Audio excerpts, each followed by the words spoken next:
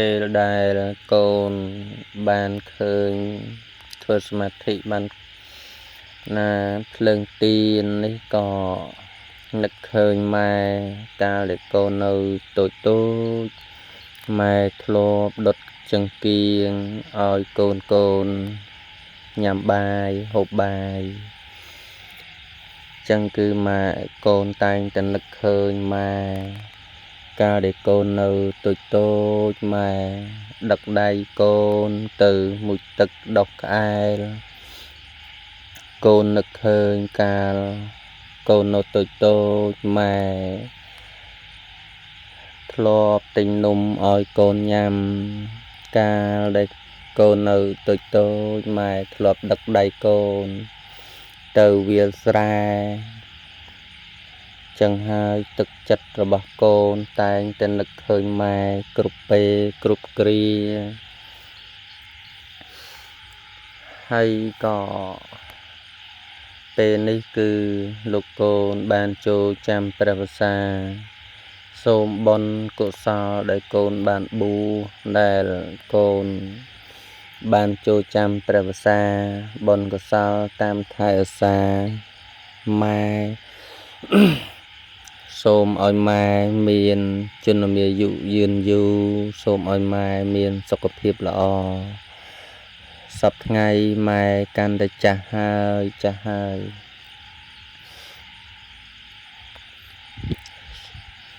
ហើយបើសិនតែមានធម៌ព្រះសម្មាសម្ពុទ្ធដែលសូត្រទៅឲ្យម៉ែក្មេងវិញគឺកូនលោកកូននឹងសូត្រធម៌នោះឲ្យមិនឲ្យម៉ែចាស់ទេតែធម៌របស់ព្រះសម្មាសម្ពុទ្ធមានតែធម៌អនិច្ចំធម៌មិនទៀងមានធម៌ណាជាទុក្ខណាមានធម៌ជារបស់មិនមានជារបស់នៃខ្លួនចឹងគឺអ្វីលើលោកនេះគឺមិនទៀងឡើយសូមបុណ្យកុសលតាមថែឧស្សាហ៍ម៉ែកាលដែលកូននៅតូចម៉ែចិញ្ចឹមកូនឲ្យរស់រានមានជីវិតគឺអាស្រ័យបច្ច័យ4កាលកូននៅតូចម៉ែបច្ច័យទី1ម៉ែតែងតែទិញខោអាវសៅស្បៃឲ្យកូនឆ្លៀកឲ្យកូនពាក់មានខោអាវថ្មីមាន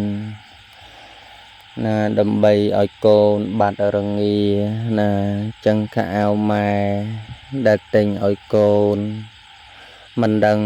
ជាអស់ប្រមាណទៅហើយតម្រាំតែកូនបានធំចឹងម៉ែតែងតែខំធ្វើការបែកញើសហូរញើសដើម្បីបានប្រាក់កាសទាំងឡាយយកមកទិញខោអាវសៅស្បៃនេះឲ្យកូនណាដើម្បីបាំងខ្យល់ត្រជាក់បាំងក្តៅបាំងល្ងាគ្រប់សពបែបយ៉ាងបាំងលំមូសបាំងសុចខំអីជាដើមចឹងម៉ែតម្រាំនឹងបានខោអាវឲ្យកូនឲ្យលោកកូនពាក់កាលពីតូចនឹងមិនដឹងថាម៉ែទិញអស់ប៉ុន្មានទេមិនដឹងថាកូនឆ្លៀកពាក់ខោអាវម៉ែអស់ប៉ុន្មានដែរចឹងគឺគុណរបស់ម៉ែដែលមានមកលើលោកកូនគឺជាគុណប្រមាណមិនបាន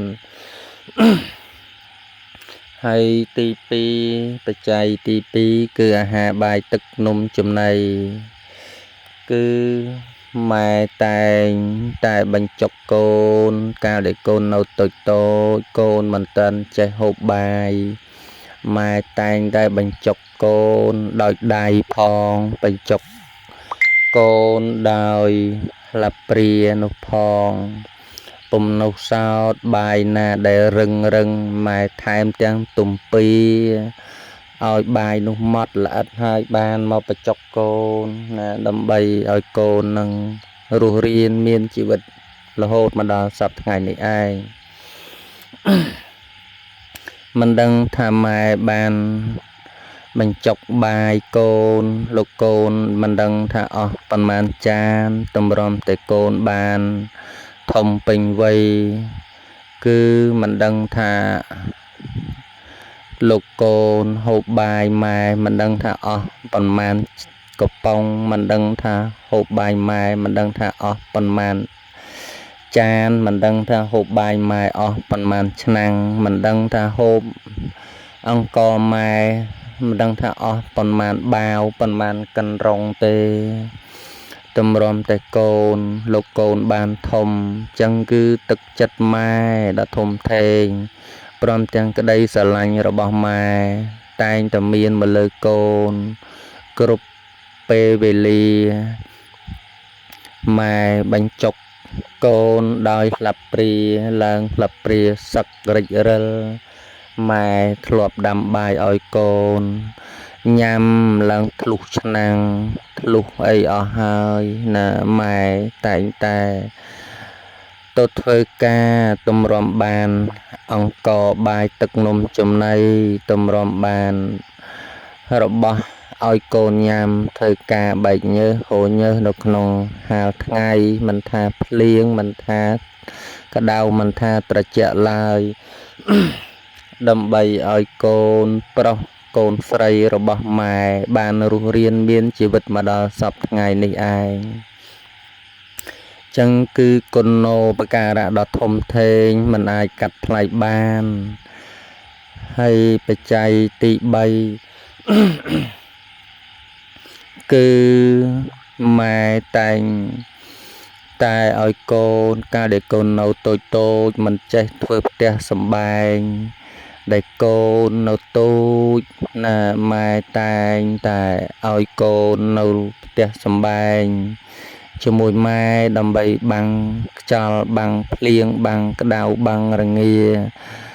បាំងត្រជាក់គ្រប់សពបែបយ៉ាងពុំនោះសោតម៉ែ ថែមទាំងទិញភួយឲ្យកូនទៅ10នឹងកាលកូននៅតូចកូនធ្លាប់នោមដាក់កតេលម៉ែនឹងឡើងពុកផុយកតេលម៉ែពុំនោះសោតពេលមានពេលខ្លះក៏ធ្លាប់កូននៅទូចណាមិនដឹងតិនដឹងក្តីកូនមិនដឹងថាជុះអាចជុះនោមដាក់កតេលដាក់មុងម៉ែភួយម៉ែមិនដឹងថាអស់ប៉ុន្មានដងមិនដឹងថាម៉ែយកកតេលនិងមុងភួយដែលប្រឡាក់ដោយទឹកម៉ូតនិងលាមួកនឹងយកទៅបោកអស់ប៉ុន្មានដងចឹងគុណនេះឯងគុណរបស់ម៉ែដ៏ធំធេងដែលម៉ែបំរើកូនណាបំរើលោកកូនដោយគ្មានគិតអំពីកម្រៃឬក៏តម្លៃអ្វីឡើយគឺម៉ែបំរើកូនដោយសេចក្តីស្រឡាញ់ដោយសេចក្តីស្រណោះដល់កូនប្រុសស្រីទាំងឡាយចឹងគឺសំបីតែងូតទឹកកាលដែលកូននៅតូចក៏មិនចេះងូតទឹកចឹងហើយម៉ែតែងតែយកកូនទៅដុសក្អែលណាមុជទឹកបដាថាបណ្ដាដោយសេចក្តីស្រឡាញ់របស់ម៉ែហើយម៉ែតែងតែគិតថាពេល កូនធំឡើងកូនមានស្មារតីរឹងប៉ឹងពេលដែលកូនធំឡើងនឹងជួយចិញ្ចឹមម៉ែសង្ឃឹមម៉ែសង្ឃឹមទុកថាកូនធំឡើងកូននឹងដឹងគុណូបការៈខ្លះចំពោះម៉ែដែលបានចិញ្ចឹមឲ្យរស់រានមានជីវិតមកនឹងចឹងហើយ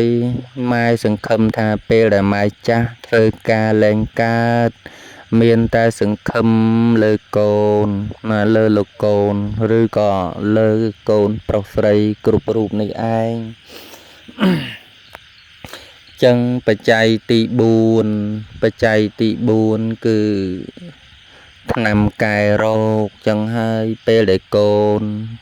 នៅតូចកាលដែលកូនកើតមកនៅងាក្តីណានៅតូចក្តីនឹងមិនដឹងថា